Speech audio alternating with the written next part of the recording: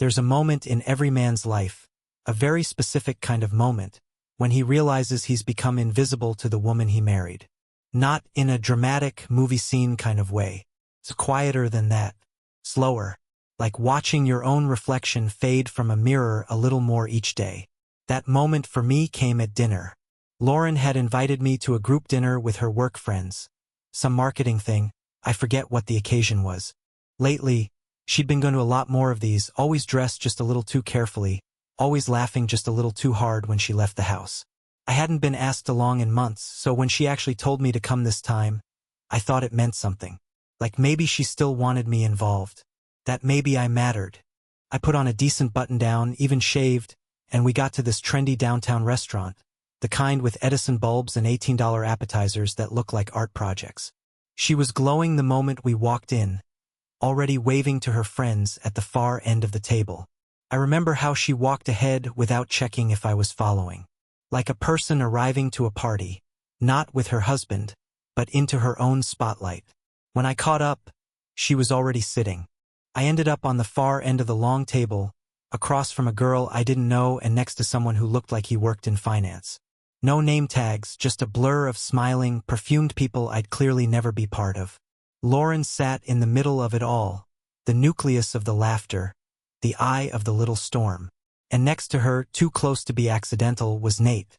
Nate, the work friend. I'd heard his name maybe half a dozen times. Nate and I are handling the agency pitch. Nate said that thing I told you about. You'd like Nate. He's really sarcastic.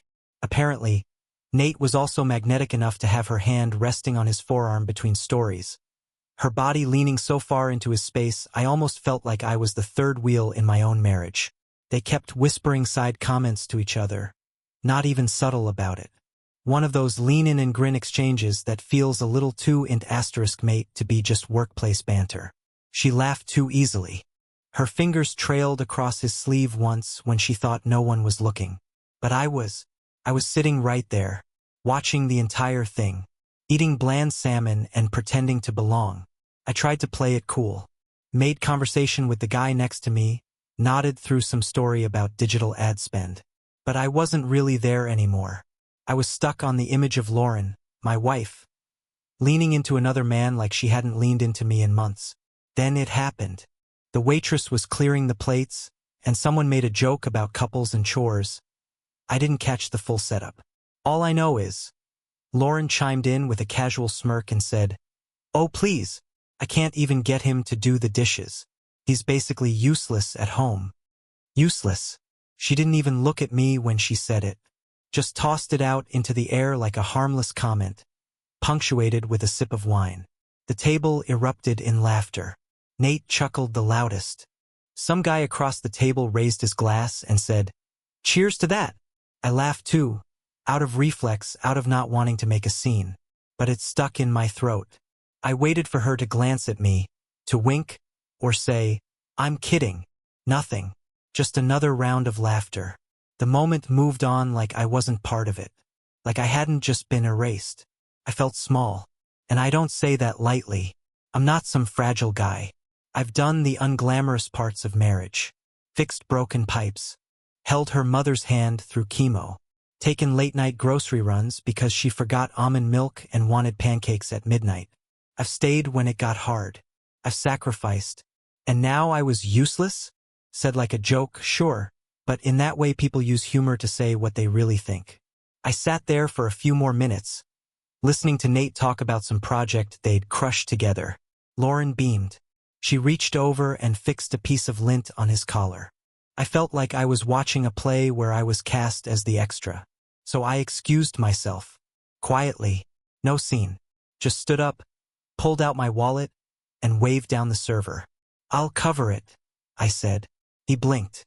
"Just for you or?" "The whole table," I said, loud enough for everyone to hear. The room stilled. A few confused murmurs followed. I walked back to the group, receipt in hand, and stood there for a second before speaking.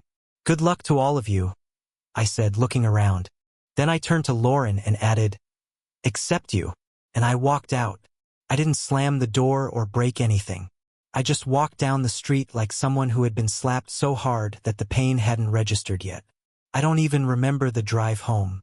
I know it was quiet. I know I didn't cry. I just sat in my parked car for a while, trying to understand what had just happened, trying to figure out how I'd gone from partner to punchline. Later that night, after she Ubered home, she burst through the door like the victim in someone else's story. Furious. Indignant. "What the hell was that?" she demanded. "You embarrassed me." I just stared at her. She was still tipsy, still dressed to impress, still radiating the kind of energy I hadn't seen from her in months. But none of it was for me. "You called me useless," I said. "It was a joke," she snapped. Everyone laughed. I wasn't laughing. "God, you're so dramatic," she spat, tossing her heels by the door. "This is exactly what I mean. Everything's always about your feelings. I can't even make a joke without you storming out." "Do you even see how you act around Nate?" I asked, trying to stay calm. "That did it." She rolled her eyes so hard I thought she'd strain something. "Oh my God," she groaned. "You're jealous now? That's what this is?" "Nate is a friend. He actually listens to me. Maybe try that sometime." So there it was. A perfect summary of the new rules. Her behavior wasn't the problem. My reaction was. The way she touched another man's arm, the way she laughed too loud, the way she called me useless in public. None of that mattered. I was making it about me. It was like watching her build a glass wall between us and then accusing me of being distant for not knocking on it hard enough. That night I didn't sleep. Not because I was angry. I wasn't. I was vacant.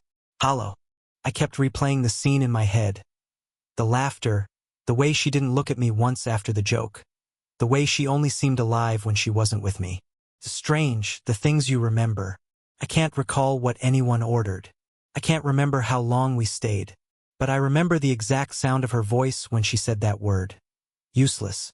I remember the way Nate's hand brushed her back when they stood up, like he'd done it before. And I remember the moment I realized that the woman sitting across the table wasn't really my wife anymore. Not in the way she used to be.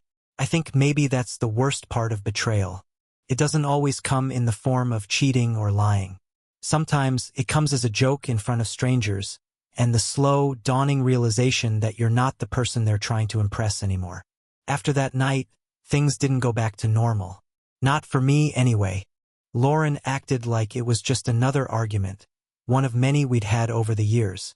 She poured herself a glass of wine the next evening like nothing had happened, turned on some show she knew I didn't like, curled up on the couch and scrolled through her phone while I sat silently across the room, trying to feel like I still lived in my own house. But something had shifted in me. Something final. That dinner replayed in my head on a loop. Every word, every laugh, every small gesture that felt like something more. I'd never seen her light up around me the way she did around Nate. And it wasn't just that night. That was just the moment I finally let myself see it. I started thinking back over the past 6 months.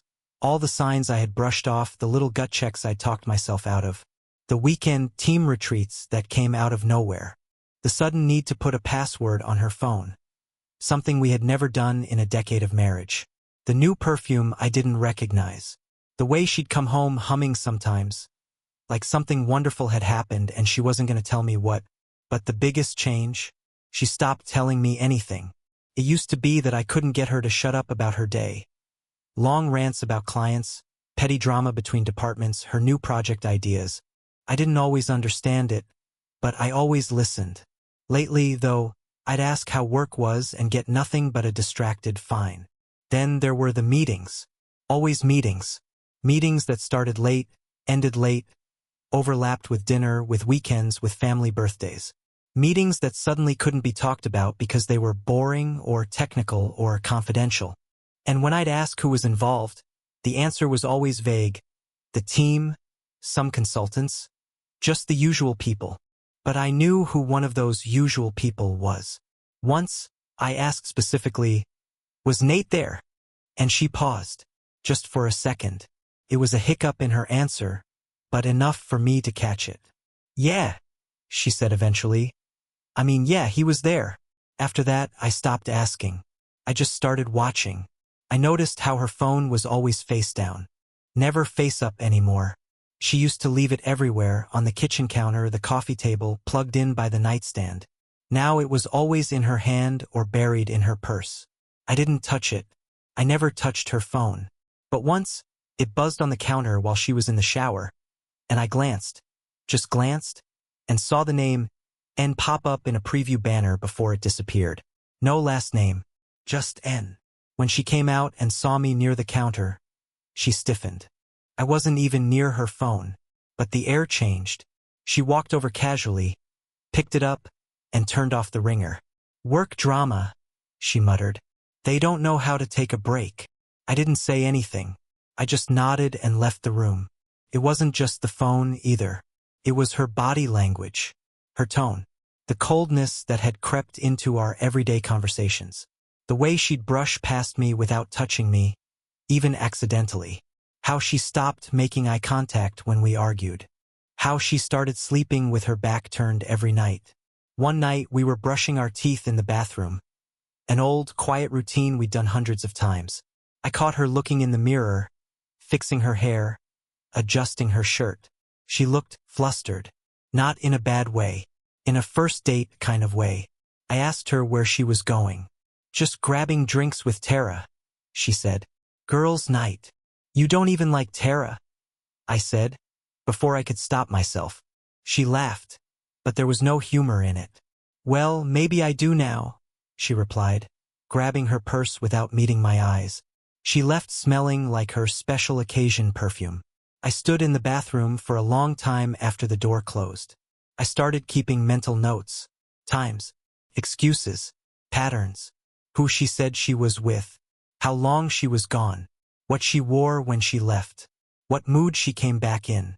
I didn't want to be this guy, the suspicious husband, the one who watches, who calculates, who starts to second-guess everything. But when someone stops being honest with you, it turns you into someone you don't recognize. And then there was that one Sunday, the one that really did it. She was getting ready for what she called a quick lunch with an old coworker, someone I'd never heard of. She came downstairs in a sundress I hadn't seen in years. One that hugged her in a way she used to reserve for our date nights. She put on lipstick. She wore heels. For a lunch. On a Sunday. "You look nice," I said. She barely glanced at me. "It's just a dress," she muttered, grabbing her phone and keys. "Who are you meeting again?" "Someone from the agency I told you about." "No name." She paused at the door. "Don't start," she said, voice sharp. "I told you I just need some space lately. You're smothering me." That word hit me like a slap.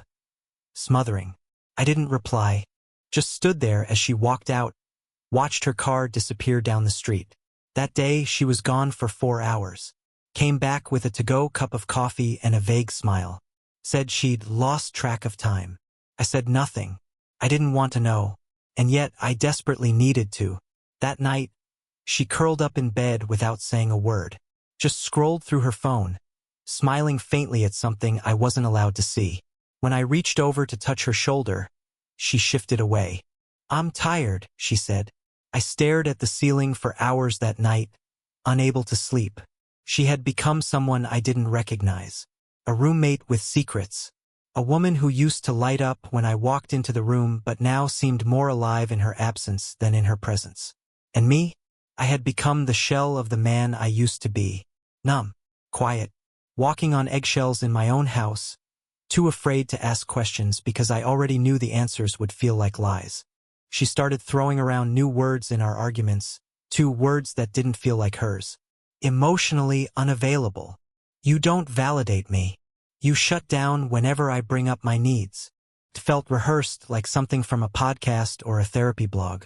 "Do you even love me anymore?" I asked her once, in the quiet after a fight. She didn't answer right away. Just stood there, staring at her reflection in the window. "I don't know," she said finally. That silence that followed was louder than any scream. I didn't cry that night. I didn't even get angry.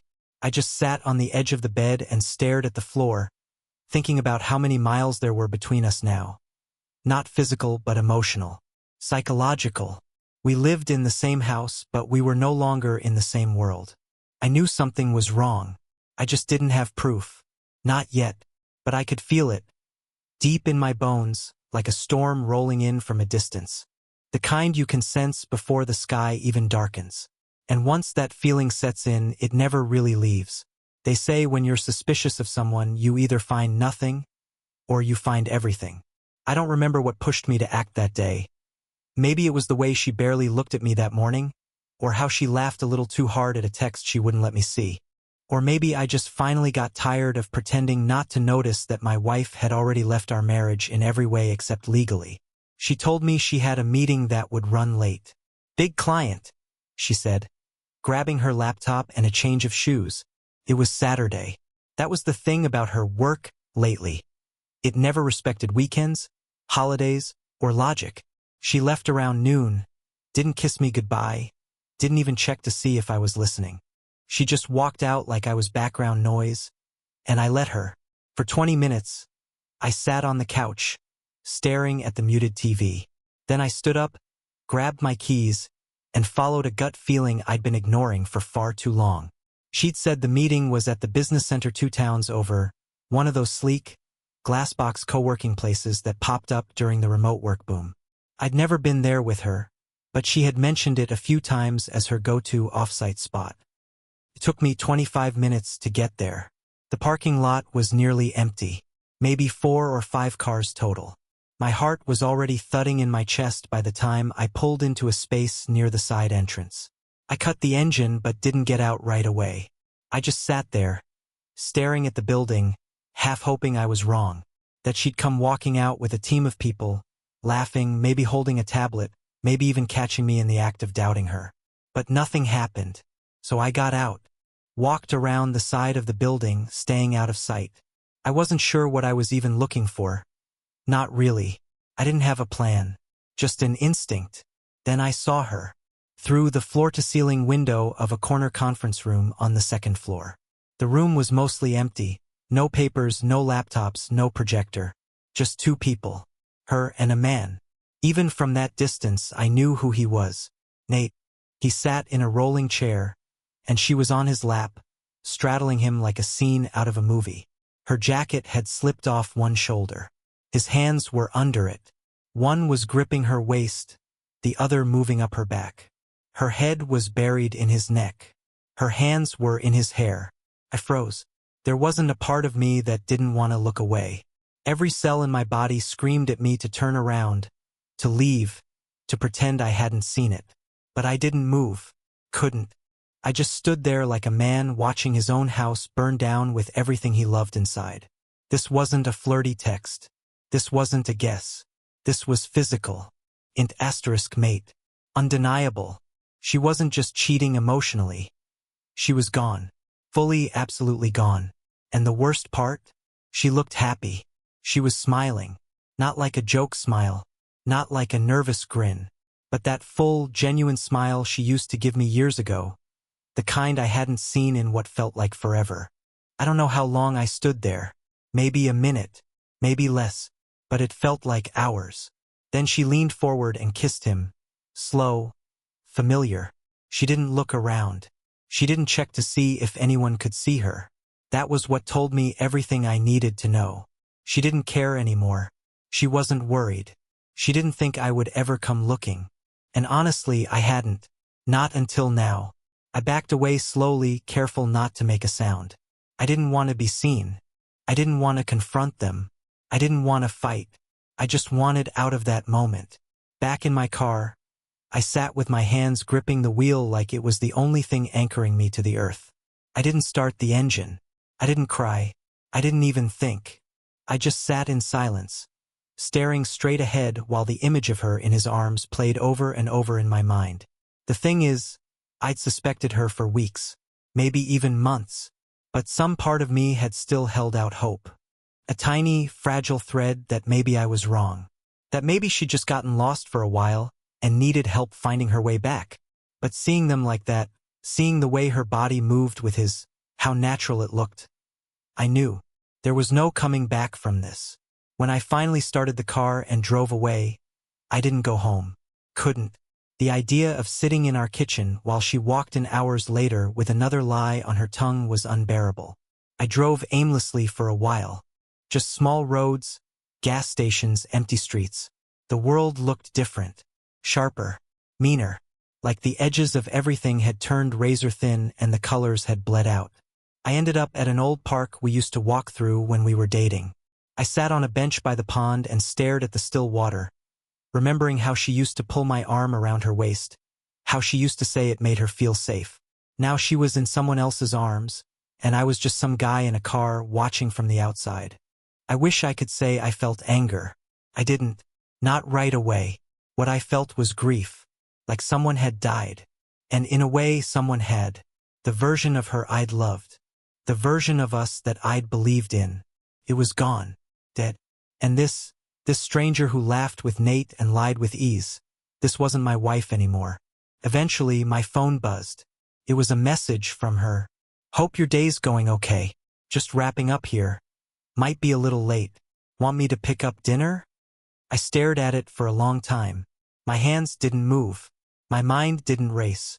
I just read it over and over, marveling at how easily someone could write something so normal while being so unrecognizable. I didn't respond.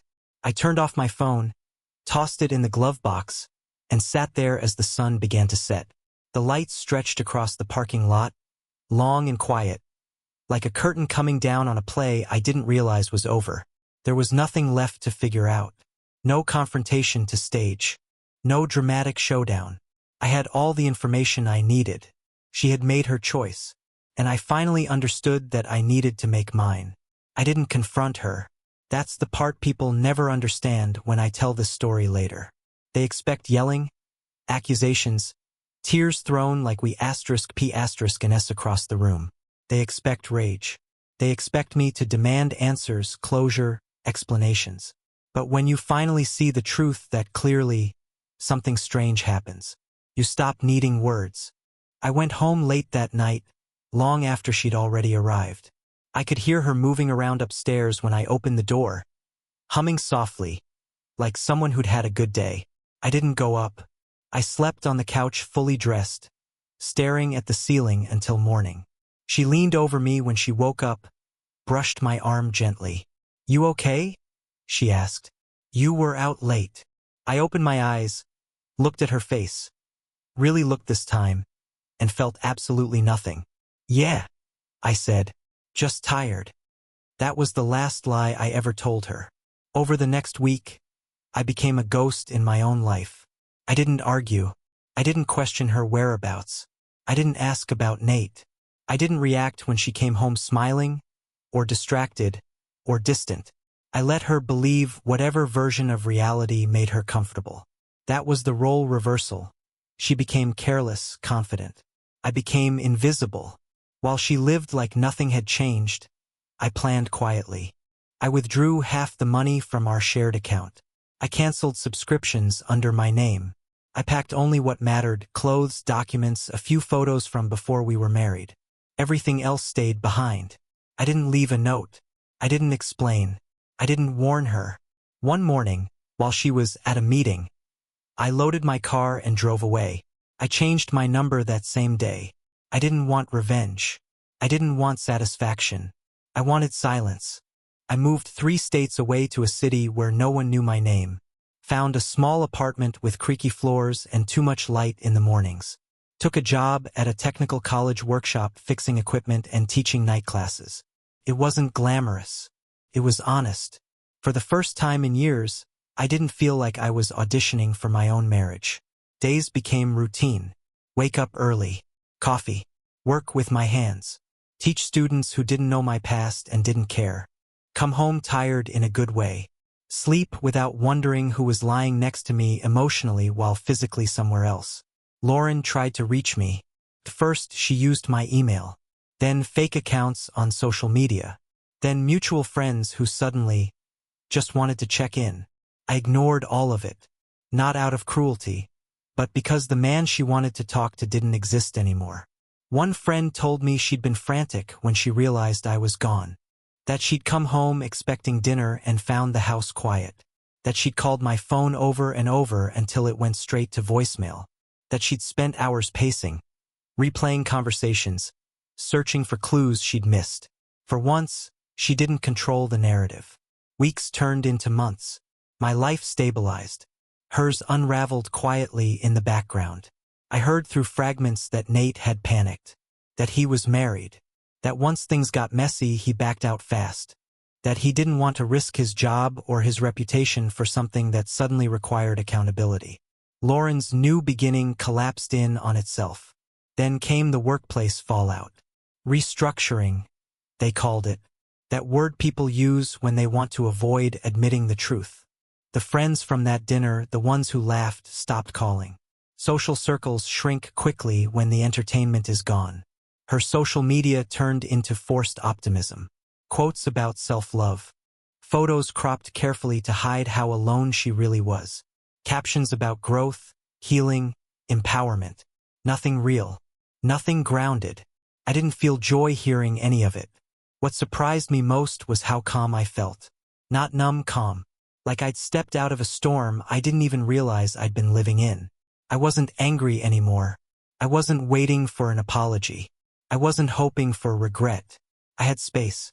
Months later, she found me. I was walking out of the workshop one evening when I saw her standing across the street, holding a coat too thin for the weather. She looked smaller, older, like someone who had mistaken attention for love and paid for it all at once. She said my name like a question. I stopped, looked at her, and felt clarity. We talked briefly. She cried. She said she didn't understand how she'd lost everything so fast. She said she finally saw what she'd thrown away. She waited for me to say something that would validate her pain. I didn't. There was nothing left to give. I wished her well, and I meant it. Then I walked away not because I was strong, but because I was finished. Some endings don't come with explosions. Some come quietly, after you stop needing the other person to understand. And that was when I knew I'd already won. Not against her, but for myself. I didn't watch her fall in real time. I learned about it the way you learn about distant earthquakes, through aftershocks, fragments of news, secondhand stories that reach you long after the ground has already settled. First, I heard nothing, and that silence told me more than words ever could. Lauren had always needed an audience. Her life ran on validation. Laughter at dinner tables, approval at work, the quiet reassurance that someone was always watching. So when the noise stopped, when no one was left clapping or leaning in, it hit her harder than any confrontation ever could have. The man she chose didn't stay. Nate disappeared the moment things required consequences. Once secrecy turned into exposure, once whispers started circulating at work, he pulled away with practiced ease. I was told he had a family, a reputation, a career that mattered more than being honest. Their relationship had only survived in shadows. In daylight, it collapsed. Lauren wasn't prepared for that.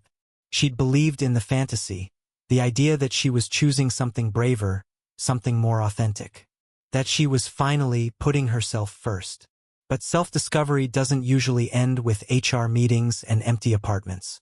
The narrative she'd rehearsed in her head unraveled fast. The job went next. Officially, it was restructuring. Unofficially, it was damage control. I heard she was asked to leave quietly, given a severance package and a smile that didn't reach anyone's eyes. No farewell lunch. No goodbye speech. Just a cardboard box and a signature at the bottom of a page she never thought she'd be signing. The same coworkers who'd laughed at that dinner stopped responding to her messages. The ones who'd toasted to her jokes suddenly had meetings, trips, excuses.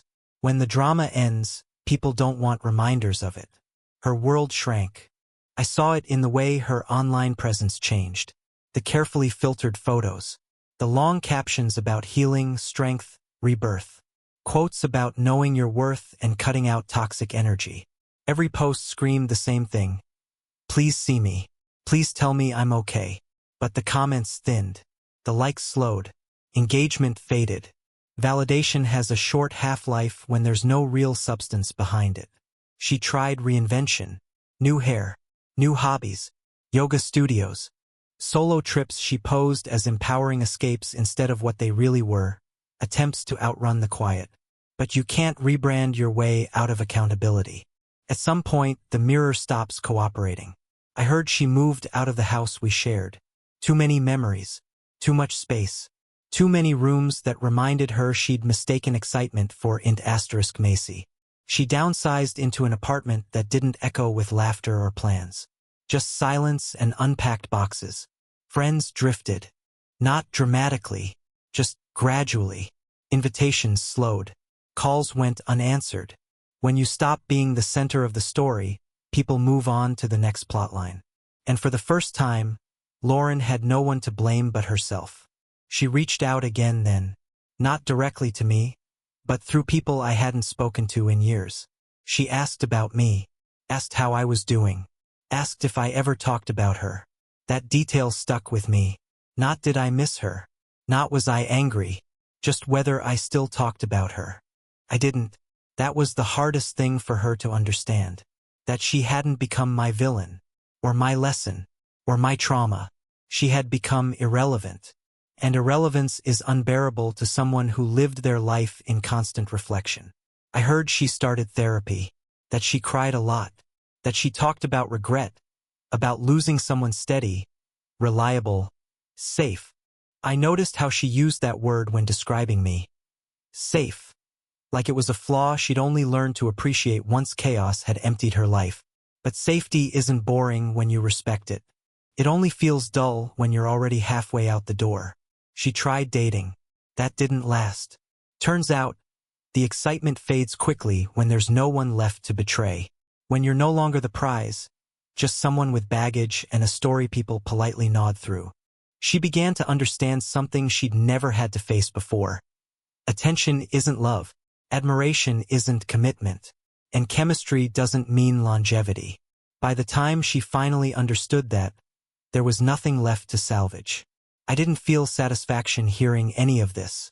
No victory. No smug sense of justice. Just a quiet confirmation that the life she dismantled wasn't waiting to be rebuilt the way she'd imagined. Some people think collapse looks dramatic. Screaming. Public meltdowns. Destruction. But real collapse is quieter. It's waking up with no one to text. It's realizing the people who laughed with you were never really with you. It's understanding too late that stability only feels invisible until it's gone. I didn't need to witness her downfall to know it was real. I could hear it in the pauses when people talked about her. In the way her name stopped coming up altogether. And in the end, that was the cruelest part for her. She hadn't just lost me. She'd lost the version of herself that believed she could walk away from loyalty and still land on her feet. When she found me again, I was someone else. I had a life, a rhythm, a quiet peace she no longer fit into. She stood there, looking at me like I was a memory she didn't expect to age. I wasn't angry. I wasn't sad. I just didn't care anymore. The love was gone, and so was the pain. What remained was clarity, the kind you earn, not feel. She talked about mistakes, about how she missed us. But I couldn't even picture the version of her I once fought for. She'd confused comfort with obligation, loyalty with boredom. I let her talk. Then I nodded, wished her well, and walked away. Not to punish her, but because I meant it. I didn't need revenge or forgiveness. I needed freedom, and I already had it. Months later, she sent a letter. Long, emotional, full of realization. She said she finally understood what she lost. That no one had ever shown up for her like I had. That I'd been her constant, her calm, her anchor. I read it once, then folded it and put it away. I didn't respond. Not out of spite, but because there was nothing left to say.